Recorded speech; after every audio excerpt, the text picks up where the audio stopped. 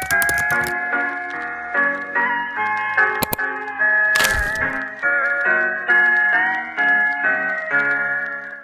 pagi Mbak Bilkis. Pagi Sus. Sebelumnya Mbak Bilkis masih ingat saya nggak? Masih. Baik sekali Mbak Bilkis, untuk memudahkan komunikasi kita, Mbak Bilkis lebih nyaman dipanggil siapa? Mbak Bilkis aja. Baik Mbak Bilkis. Kedatangan saya ke sini hari ini bertujuan untuk membantu Mbak Bilkis melakukan aktivitas sederhana agar perasaan Mbak Bilkis bisa menjadi lebih baik. Bagaimana kondisi perasaan Mbak Bilkis pagi ini? Saya merasa agak sedikit gugup sih Sus. Jantungnya kayak berdebar-debar gitu, terus bingung nggak tahu mau ngapain hari ini. Terima kasih sudah menyampaikan dengan jujur ya Mbak Bilkis. Kita akan berbincang santai sekitar 15 menit di sini. Fokus pembicaraan kita hari ini adalah menyusun aktivitas harian yang bisa membantu suasana hati Mbak Bilkis. Apakah Mbak Bilkis bersedia melakukannya? Bersedia Sus. Baik Mbak Bilkis, kita mulai ya. Saya ingin mengajak Mbak Bilkis mengingat kembali kegiatan yang Mbak Bilkis lakukan kemarin. Apa saja aktivitasnya dan bagaimana perasaan Mbak Bilkis pas kejadian itu? Kemarin saya cuma nyobain di kasus sih Sus. Kayak udah jenuh, nggak tahu apa yang dilakuin. Baik, dari situ kita belajar menurut Mbak Bilkis aktivitas apa yang biasanya membuat perasaan Mbak Bilkis menjadi lebih ringan atau merasa puas setelah melakukannya.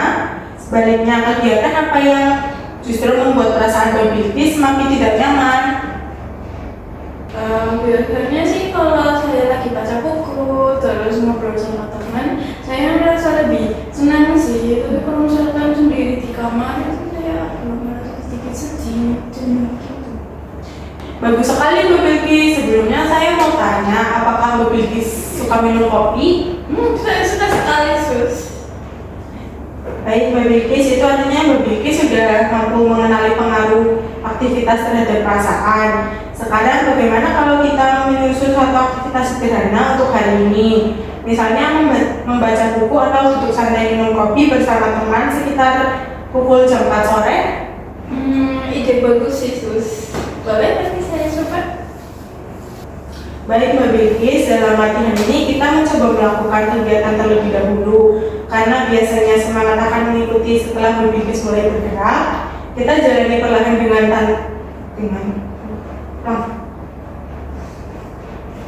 Baik Mbak Bilkis, dalam latihan ini kita mencoba melakukan kegiatan terlebih dahulu karena biasanya semangat akan mulai mengikuti Mbak Bilkis. Baik Mbak Bilkis, dalam latihan ini kita mencoba melakukan kegiatan terlebih dahulu karena biasanya semangat akan mengikuti setelah Mbak Bilkis mulai bergerak. Kita jalani perlahan dan tanpa paksaan ya Mbak Bilkis. Baik Sus. Saya sangat mengapresiasi Mbak Bilkis karena mau terbuka dan ikut menyusun rencana ini. Itu menunjukkan usaha yang baik untuk pemulihan Mbak Bilkis. Setelah dilakukan tindakan tadi sih, saya jadi tahu nanti sore aku mau mengerjakan apa. Terus jadi nggak jenuh lagi.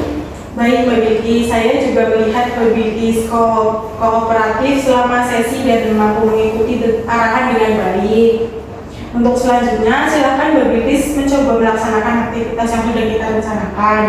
Besok saya akan datang kembali untuk mengevaluasi hasilnya.